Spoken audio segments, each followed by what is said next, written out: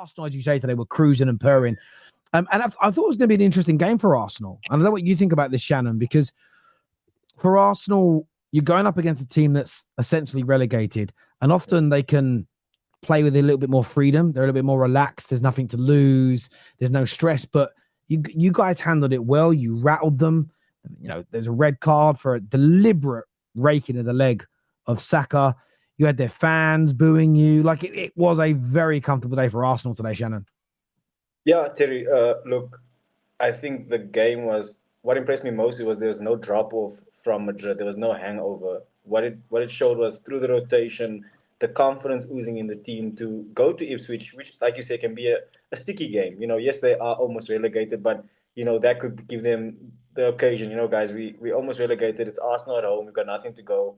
We'd have nothing to lose, should I rather say. But we nipped that in the bud in the first half. You know, 2-0 first half plus the red card. I think that just ultimately killed the game, and I think we handled it quite professionally.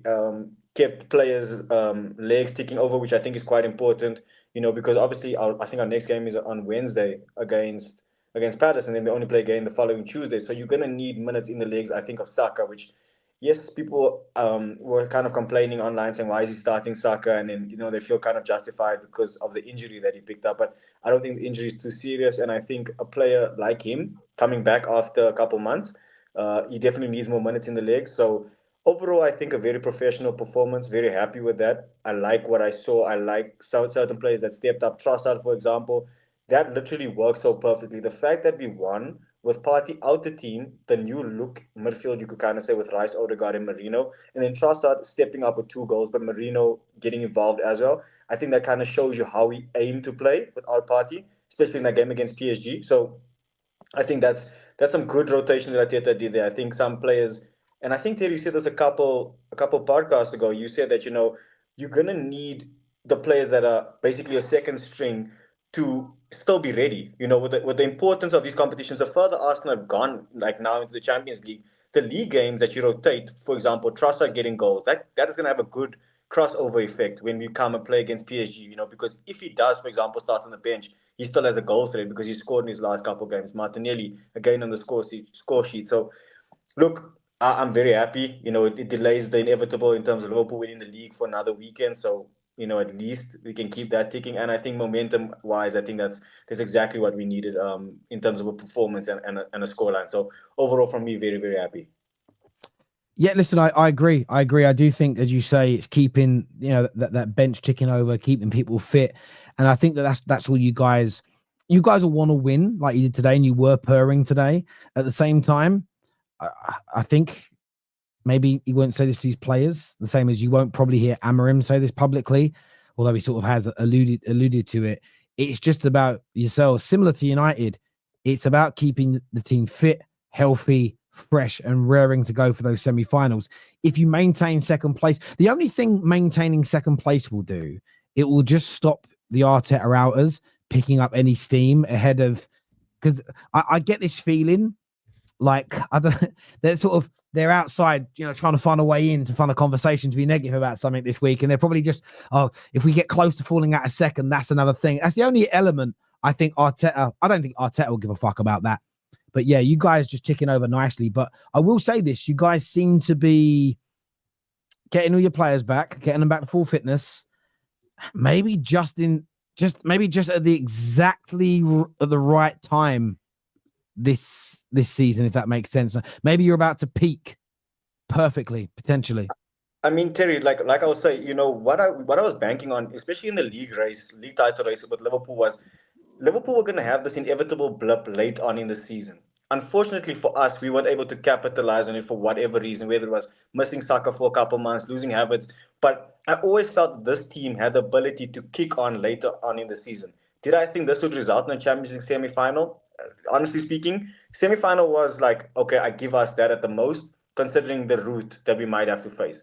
But looking at the players now and the form that they're currently hitting, I think Martinelli, especially in our attacking sense, there's been a lot of doubt about Arsenal throughout the season. Are we scoring enough? Do we need a forward? Do we need this? Do we need that? Defensively, there haven't been many questions.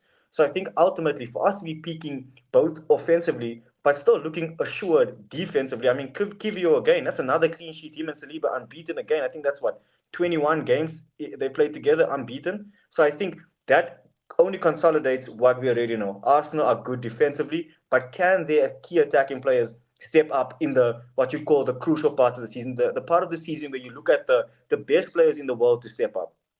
This is where what they would say the Ballon d'Ors are really won. You know, you can have a really good majority of the season, but I think from honestly speaking, from about December till the end of the season is probably a better metric of a player in terms of those kind of shots, because that's where things matter. You win your trophies at the end of the season. So I'm hoping that we can really see our forward players start to capitalize on the chances that we create, because I think Saka should have had a brace. If I'm going to be brutally honest, he needed to score those chances, but you look at Martinelli still putting the goals away. So I think where you maybe have one player down in a sense of Saka missing a chance, or someone else is taking the opportunity. And I think for Martin, like I said, Martinelli to score, for Trossard to score, two players that have been not heavily criticized this season, but they've been doubts over. For them to continue their good run of form over the past, let's say, I think Martinelli over the last month, and then I think Trossard over the past 3 months, just I think really gives me a lot of confidence going into these crunch games in the Champions League, because like I said, a couple months ago, we weren't scoring as fluently, but now we've got goals all over the pitch again. I think Marino going into that false nine has given us the Kai Havertz alternative, which I think unlocks us in an attacking sense. Yeah. Listen, I understand. I understand entirely. Igal, talk to me, my G. Terry, no pressure in the Premier League. No one's really going to catch us. We're going to finish second. And it was a great performance from the boys. This was the experiment that I was looking at. I was looking at what he does with no Partey, because people are really triggered by the fact that I said no Partey, no problem. We're going to play games without Partey to see how we're going to perform as a team. And people need to understand that Arteta today, the experiment worked, even though it's 10-men Ipswich. The team looked really good. You had times where Trossard was dripping into the striker position, getting 2 goals. You had a moment where Mikel Moreno was jumping into that position, getting a tip on assist for Martinelli. Martinelli's finding form, and I think Martinelli looks like a better player with Mikel Moreno playing next to him. And Mikel Moreno shows that we cannot write off signings after 2 months, 2 weeks, 3 months. You need to give them time, because we're so reactionary as fans. We're quick to judge players as good after one game, like Dani Ceballos, but then we're quick to write off players like Mikel Moreno without even giving them a chance.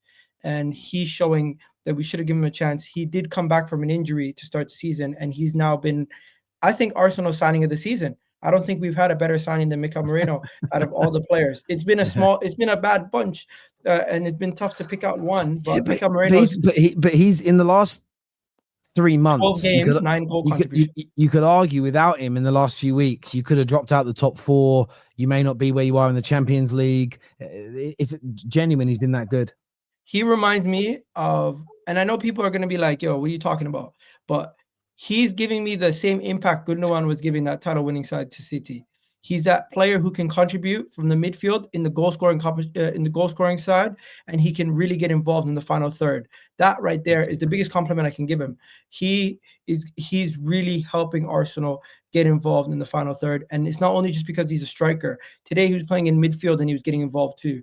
So hopefully he can keep this form going, and he can go from strength to strength. But I'm really happy with the signing of Mikel Moreno at this moment in time, because the way that he's performing, he's proving everybody wrong about the player that he is. And maybe as a fan base, we need to lay off some players and give them more time, right? As for the rest of the team, Bukayo Saka today could have had a brace, at least minimum. He could have had 3 goals. He missed so many chances, and he created 5 chances in the first half. So it's not a bad game. Don was right. It's just one of those. It's just one of those games. It's just one of those games where you create so much, but you don't get it. You don't get a chance off. Fair play. Yeah. And then Martin Odegaard scammed an assist. Trossard got a brace. Ethan, 11 goal contributions for an 18-year-old in his debut season. What a performance. Every time he comes on, he just seems to be ready to make a difference. He's overrated. And I love the fact that he does that. He's 18 years old. How is he overrated? Yeah, I mean, that's what people say all the time. Every time someone speak about a youngster, he's overrated. Yeah. You know what it is? That triggers me because of one thing. because who's rating him at a ridiculous level to begin with? We're just saying he's 18 years old. For him to come in off the bench and make an impact in the Premier League, regardless if it's Ipswich down to 10 men or if it's coming off the bench versus Man City when we're 4-0 up, he's still coming off the bench making a difference in these games. And that right there in itself is crucial. He's won us games this season. Like, don't forget, when Saka was injured, he was one of our most important players. He's been phenomenal. He really has been. We've got some of these super chats here. Pav says, I hope Arsenal win the Champions League, Spurs Europa, and Chelsea win the Conference League. That way, the major European trophies will be in London. I was thinking about that. Has that ever happened before, where all the European trophies have been in the same city? That'd be a crazy Spain, no? a crazy question for a quiz one day. You know, what year or what city won all? That'd be interesting. Palmer is having more shots, missed more big chances than last season. And had less penalties under Maresca. Under Poch, Palmer overperformed. Look, there is a little bit of that maybe, but he's also going through his first crisis of his career. This happens. This happens. People forget. I'm not saying Palmer's as good or will be as good as in the future, but for at least 18 months, every transfer window, the newspapers in England used to do a Fergie flops and Fergie star signings. It was like a fucking habitual thing. For about 3 windows, Cristiano Ronaldo at £12 million was put in the flop category because it took him so long to become consistent. You've got to give players time. You really, really do. He's not doing well right now, but I don't think he's far away from getting it back. I think it might take a goal or two, and you might just start to see the buzz come back. You don't score the free kicks he did, the long-range efforts he did, without having some real high quality in you. I don't think you do. Look at Drogba at Chelsea. Same thing. Well, Drogba year one was, there was talk about him going until me and my brother. Year 2 was booed at the bridge. Yeah, booed. And I remember after year 2, it's just random, but me and my brother couldn't afford anything. We went to Harrods. Oh, look at Harrods, bruv. We're up there walking around. We're in the shoe section of one of the little bits, and there he was standing there, Drogba. My brother just went to him, "You staying at Chelsea or you off?" He was like, "No, I'll stay. I'm gonna give it another go," is what his words were. Fucking killed it, didn't he? I was a big supporter of Maresca, but we need better. But before that, we need to get those sporting directors out and bring Campos in. Let him pick the next manager. Magnum here, you're going to get blocked for this, but he says Maresca is like British food. Even when done correctly, it's still crappy. If you would have tasted my Sunday dinner today, bruv, I could change your mind about British food. Yeah. I could change your mind about British food, bruv. Yeah, get stuffed, man. Yeah, someone's not seasoning their food. Yeah. You bigot, not liking in our food. You bigot. Yeah. You know that's like people say they don't like vegetables. Just because someone didn't cook it right doesn't mean it's not bad. I mean, you know what? It's like anything. It's just some people don't know how to make food, and that's true. I don't think we'll get Champions League, but I'm hoping Liverpool and Forest will be on the beach. We struggled against Man United, Newcastle and Everton. They'll be tough.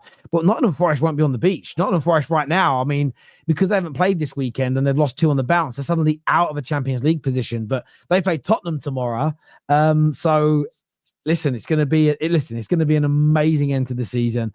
I cannot wait for this run-in. I really can't. I bet Don will say George is better than Saka. I don't know about that. Mo, could be right. McAllister against Leicester playing like Odegaard. That's a reference to something that I said yesterday about Martin Odegaard, about him being similar to McAllister, because people are criticizing Martin Odegaard to be a 10. Well, even Declan Rice was ahead of him on the pitch right today. Mikel Marino is the guy who was crashing the 18, but but Martin Odegaard should be judged as a 10, even though his manager doesn't even play him as a 10 anymore. But let's judge him as a 10. Yes. Yeah. Yes. You know, the Odegaard agenda is 2 things. One, he's not a vocal captain in the sense of like a yelling, screaming kind of guy. He's more of a guy who does his thing by just telling people where to stand at sometimes, and like leading the press. And that's and people like a certain type of captain, you know what I mean? People have a preference to a more rah yelling captain like a Van Dijk. Do you know what I mean? Not just somebody who just especially is kinda calm. especially fans of English football. We have that in us. Yeah, a comment says, what about what happened to world best Saka? Now, when you're an Arsenal, do you know what's really? Do you know what's kills football conversation and something we want to try and not do as much on the terrace anymore is these kind of conversations where one game when someone's brilliant, that proves everyone who thinks he's world class is right. Then he has a game where he's a bit off it, that proves the people that says he's not are right. And then every match reaction becomes like a conclusion for 24 hours about a debate. It's just, you have to look at a body of work. You know, it just becomes tiring and people don't care anymore.